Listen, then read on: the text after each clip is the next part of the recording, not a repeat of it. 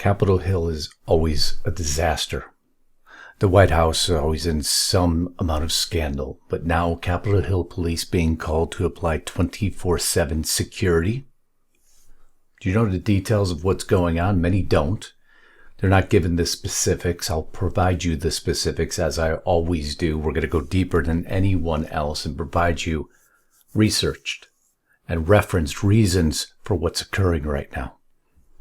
Many asking if Trump's okay. I'll give you that answer, along with many other details that are absolutely critical to understanding a monumental moment in history with what just occurred. And that's the story I'll bring you in just a few seconds.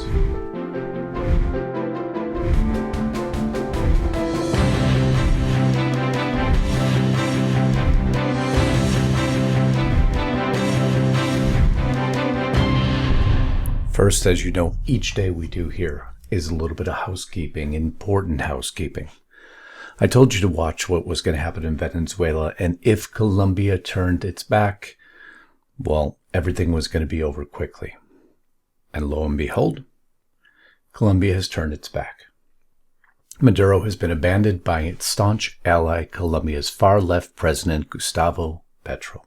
Colombia says it will not recognize Maduro as president until he provides an audit of all votes in every district and makes it public to the world, which he will not do.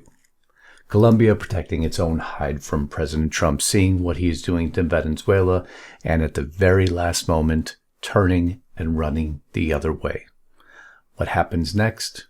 Maduro more than likely will now have to step down. They're trying to get a deal for him as a transitional government more than likely will be organized, and he will be given the alternative. You step down, we don't prosecute you, and you disappear.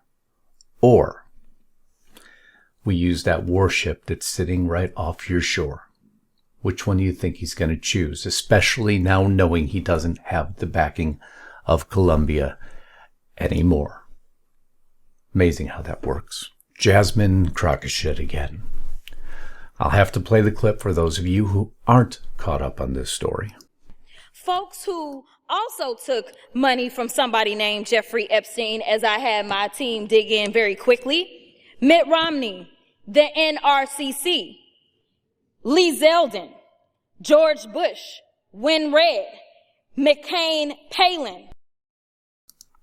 So any normal person who heard that, it was very specific what she was calling out. Those people took money from Jeffrey Epstein. Any normal person would have determined that from that statement, or else why would she have made it? Oh no. Jasmine Crockett gives an entirely different explanation, one that is dumbfounding to anyone who listens to it.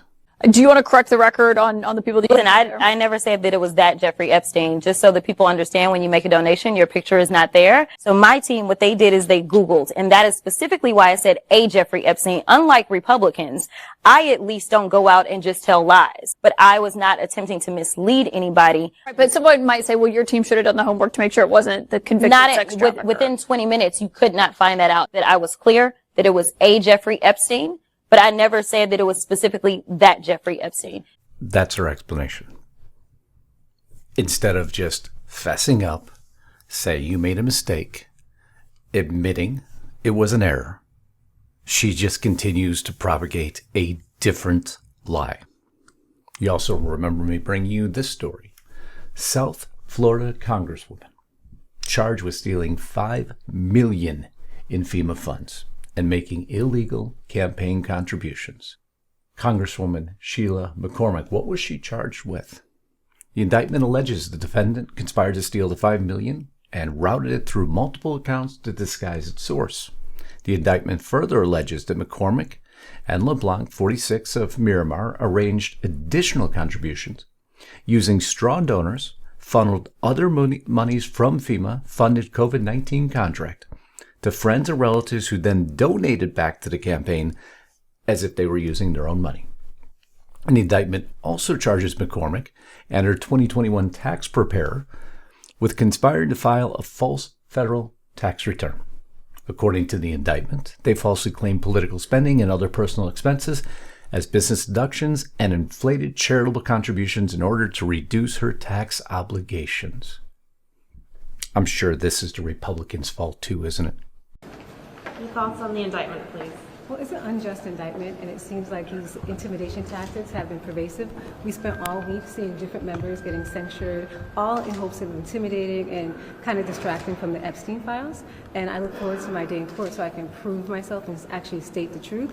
But if this is what Congress is becoming, where they're always trying to intimidate you, scare tactics, especially attacking minorities, black and brown people, then we're going to have to keep fighting for the district. And everybody has been giving me so much support, and we're going to keep fighting until the district gets what it needs, which is fair prices, housing, and fair representation of Congress. So who other than a member of Congress gets to walk around free after being indicted on a $5 million theft indictment? Would you? Would I? Oh, hell no, we wouldn't. So much for the statement that no one's above the law. But I guess we live in a world of fairies and pixie dust, don't we? Speaking of that, Zohran Mamdani has a plan of how he's going to get the $700 million to make buses free. Because remember, Hochul said, no, you're not going to raise the state's corporate tax rates. He has an answer for you. How are you getting that money, the $700 million to make the buses free, into the MCA if she's not for raising taxes? You know, I think that the two clearest ways to raise that money is through the raising of the state's corporate tax to match that of New Jersey. I think that a lot of this is still a case to be made, whether it's the corporate tax or whether it's the personal income tax on those who make more than $1 million a year or more. I think that these are the clearest ways. I've also said that if there are other ways to raise this funding, the most important fact is that we fund it, not the question of how we do it, but that we do it. She said no. Hey, you know, the most important fact, Mamdani says, is that we fund it. Not the question of how we do it. Isn't that just the Democrats personified? Fairies and pixie dust. The illusion that they can actually do anything. And their constituents gobble it up as if it's truth and reality. Well, that was the fun part of the story. Now the not so fun part of the story, because this has been misrepresented in a lot of ways. A lot of people very emotional over this story. But there's facts. There's laws. There's treason. There's seditious conspiracy. There's qualifications. There's statements. There's reactions. We're going to get through all of the minutiae of it and get down to the hard realities of what just happened and why not President Trump is put under 24/7 protection. They are. Wow. Unbelievable, huh? Of course, maybe that was the intended reaction. Just wait till I get through this. You can ask yourself, is Trump okay? Based on one of his reactions, he may have made a slight misstep. Will it haunt him? Probably about as much as it will haunt the Democrats for what they did. I'll give you all the details and so much more, because this is only part one. Part two, we're going to be covering the Ukraine peace deal. There's one loser in that peace deal. It's not Trump, and it's not Putin. Oh no. It was the man who wasn't allowed to have anything to do with it. That's right. Zelensky. Can't wait to bring you that story. We're going to be doing that half of the story over at Restricted Republic. I'll give you all the details to break down everything you need to know. I hope you'll join me at Restricted Republic, our home news platform. Monthly annual subscriptions available. As you know, I try to continue my podcast over there at least 4 times a week, on top of my exclusive videos, on top of Lisa's exclusive videos, on top of re-airing every video we do on every platform with all commercials and interruptions removed. Also, thank you for doing me the favor of assuring your bell is checked all. Thank you for providing comments to these videos. Thank you for sharing the videos. Thank you for joining as a member here. Thank you for a super thanks. And thank you, if you're new here, for joining the family. We try to provide very moderated, researched, and referenced news, not just screaming talking points that mean nothing. No, this is supposed to have substance, meaning, so that you can go out and discuss the news with your friends and your family with facts and figures. It makes a difference, doesn't it? Also want to give Chapter a special thanks for helping me to bring you this video today. I want to give you a special thanks for the accolades you have provided via comments, via emails, via text, via those of you, even on Facebook, those of you who follow me on Facebook, talking about this company and thanking me for what they've done for you. You see, right now it's Medicare annual enrollment period. It started on October 15th. It only goes through December 7th. So TikTok, you better get on this fast by making a free phone call. 805-619-5011. Who the heck is Chapter?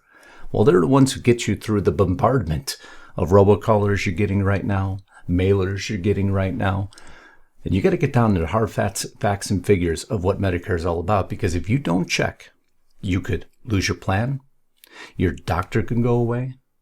And most agents, when they work with you on Medicare, they want to sell you the plan that matters the most to them. That's not how Chapter works. They have an algorithm built to go through all the plans that apply to you, present them back to you, and guess what? The average person who calls them saves $1,100 a year. Why are these guys so damn good? Because they can do that in under 20 minutes. It's an amazing company, but you don't have a lot of time left. Don't wait till the last minute. Enjoy the rest of the year getting this out of the way by calling 805-619-5011. You talk to a live person. And trust me, by all the testimonials I received, they're doing the job. What's the worst that can happen? You call them, they'll tell you if you have the best plan, you have a great day today.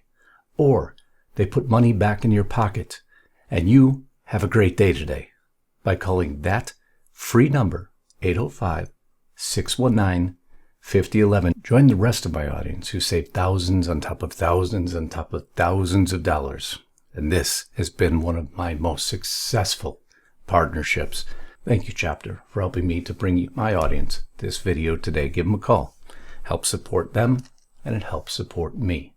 Best part, though, is it helps support you by putting money back in your pocket. Now, let's get back to this video. You can refuse illegal orders. Interesting statement, huh? I showed you the video yesterday. The key word in there is illegal.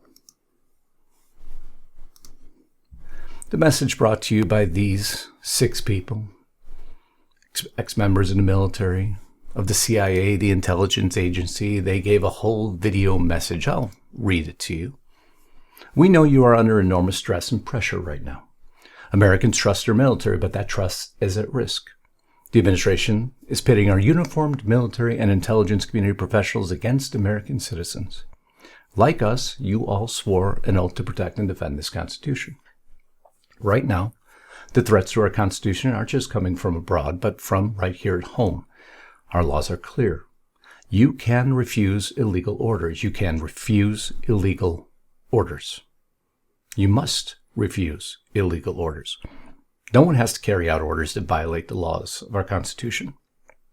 We know this is hard, and it's a difficult time to be a public servant, but whether you're serving in the CIA, the Army, our Navy, the Air Force, your vigilance is critical. And know that we have your back, because now more than ever, the American people need you. We need you to stand up for our laws, our Constitution, and who we are as Americans. Don't give up. Don't give up. Don't give up. Don't give up the ship. And the fury started. Now, I don't know what your personal position is on this statement. I'm pretty certain. Illegal orders. First question, what illegal orders? But let's push that aside for a moment. It is the statement itself that's concerning. It sets off President Trump. It's called seditious behavior at the highest level. Each of these traitors to our country should be arrested and put on trial. Their words cannot be allowed to stand. We won't have a country anymore. An example must be set. President Donald J. Trump. That statement, in itself, he may have been okay with. And I'll explain that. Still has to be proven, would have to be proven in a court if it is accurate or not. But I'll explain the meaning behind seditious conspiracy. And you let me know what you think. He goes on. This is really bad and dangerous to our country. Their words can't be allowed to stand. Seditious behavior from traitors locked them up. President Donald J. Trump, he gets a little stronger now. Seditious conspiracy is punishable to U.S. citizens by a term of 20 years in prison. So again, if it was proven to be that, not inaccurate. And then he goes a step further. Seditious behavior punishable by death. His quote, not mine. In the statement lies a problem, and I'm going to explain that to you. Of course, this elicits a reaction.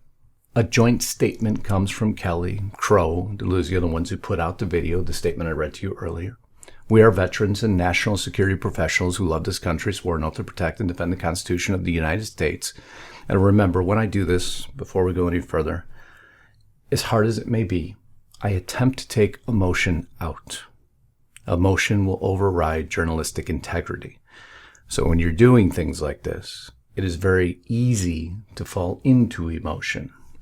But when you want to get to facts and figures, you have to take that out, hence the moderated tone and style that so many of you appreciate. So trust me, I do have emotional reactions. I just internalize them while we're doing this. The oath lasts a lifetime, and we intend to keep it. No threat, intimidation, or call for violence will deter us from that sacred obligation.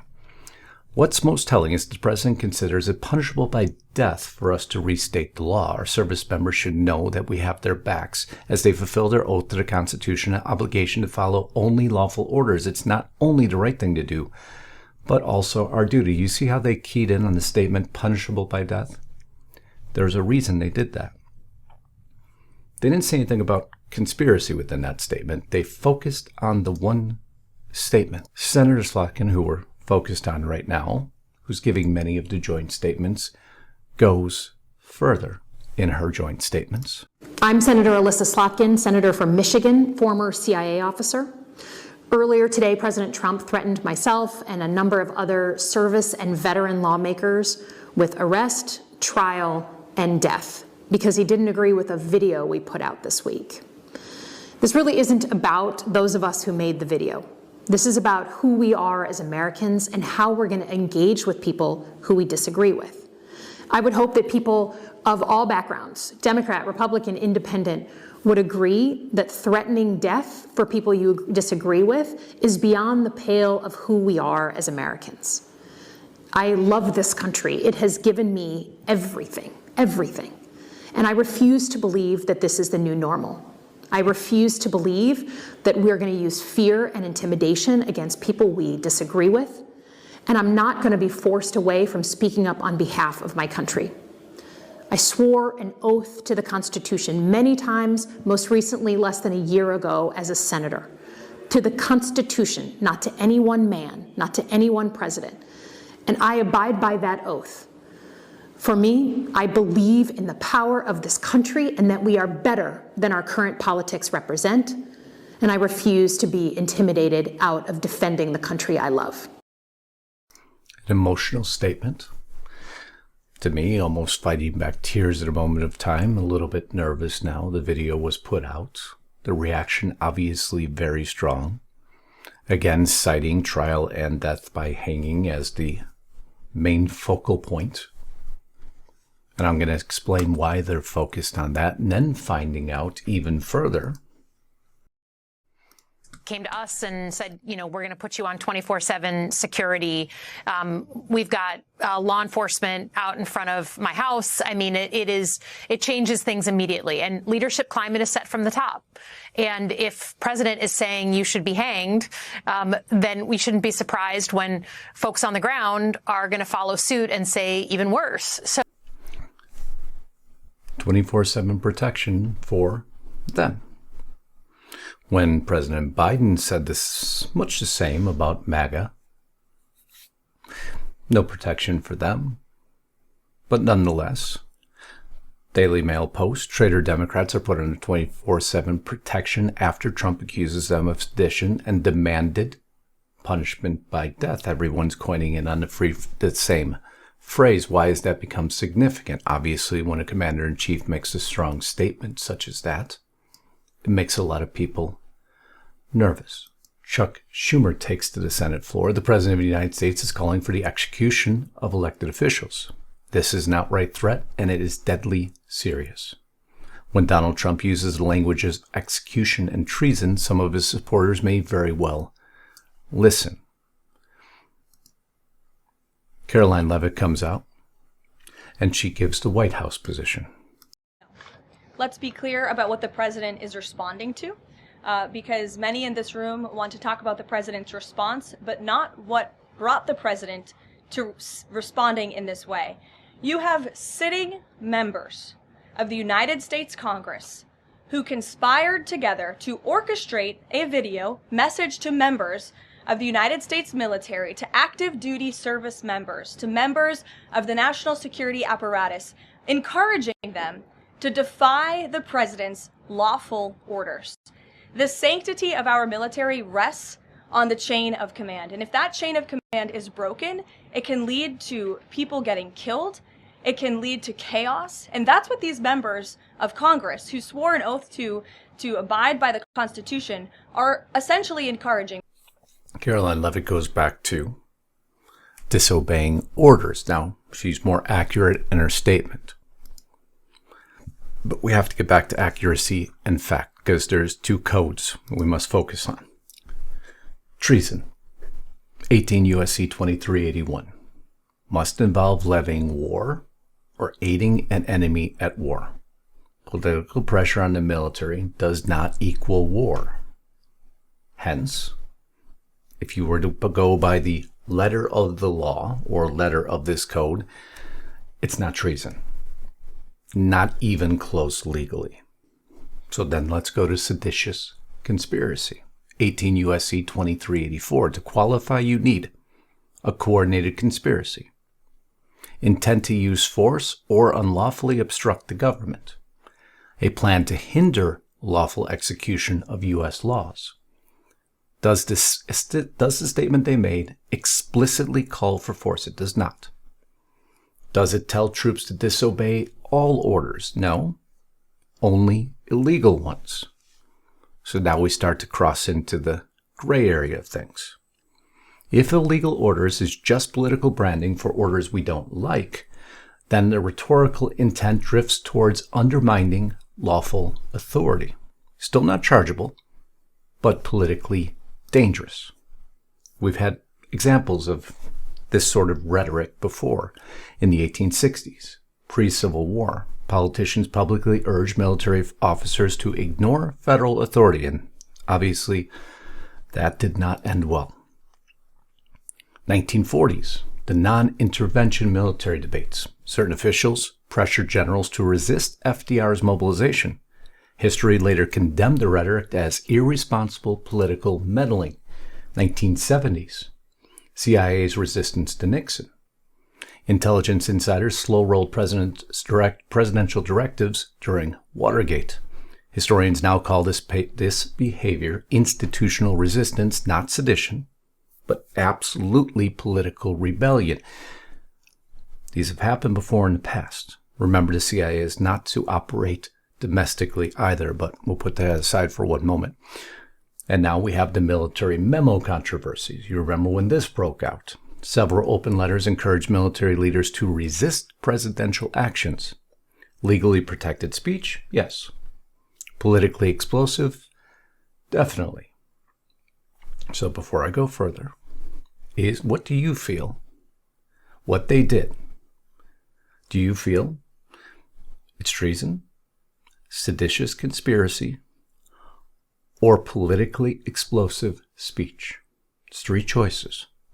You go ahead and put it below, and I'll give you a further definition now. Does it undermine public confidence in the commander-in-chief? Absolutely. Could it be viewed as casting the president as a domestic threat without evidence? Absolutely. Does it encourage resistance within the national security apparatus?